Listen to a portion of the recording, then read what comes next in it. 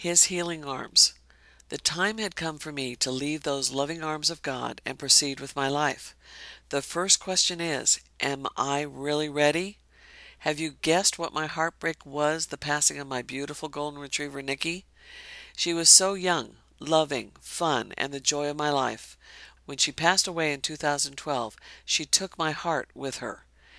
We have all heard about the stages of grief. There are several stages, but the ones that really come to mind are the denial, anger, and finally the acceptance and release of her death.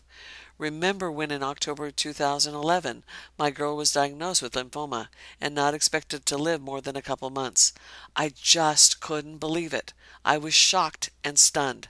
I just knew in my heart that God would save her. I'm an herbalist after all. I knew I could reverse the cancer with natural means and God on my side. I just knew she was supposed to live. She was too young. Nikki was so patient and let me push pills down her throat every day, but I still lost the battle in the end. What was wrong with God? Why didn't he do something? The next stage for me was anger. How could God let her die in such a manner? Didn't he love her as he loved me?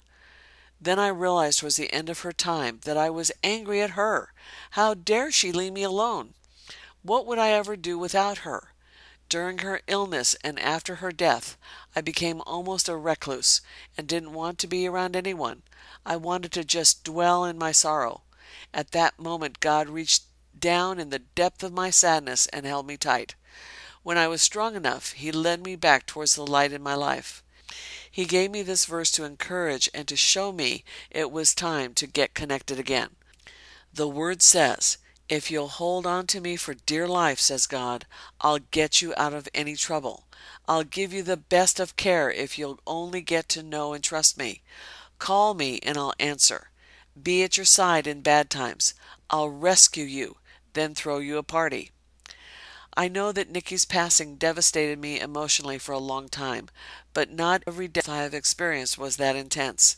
Does that mean I didn't love the person enough to grieve like that? I believe that grief can be different for every situation. It doesn't mean you love them less, it just is different. The thing, dear reader, is to never let guilt in. That is Satan's tool to try and make you continually feel depressed and trapped. Don't forget that God will carry you until you are ready to go out on your own. If you ask him, he will never leave your side, and he is also planning a party for you and I. It's time to release the grief, and let's go to his glorious party. See you there.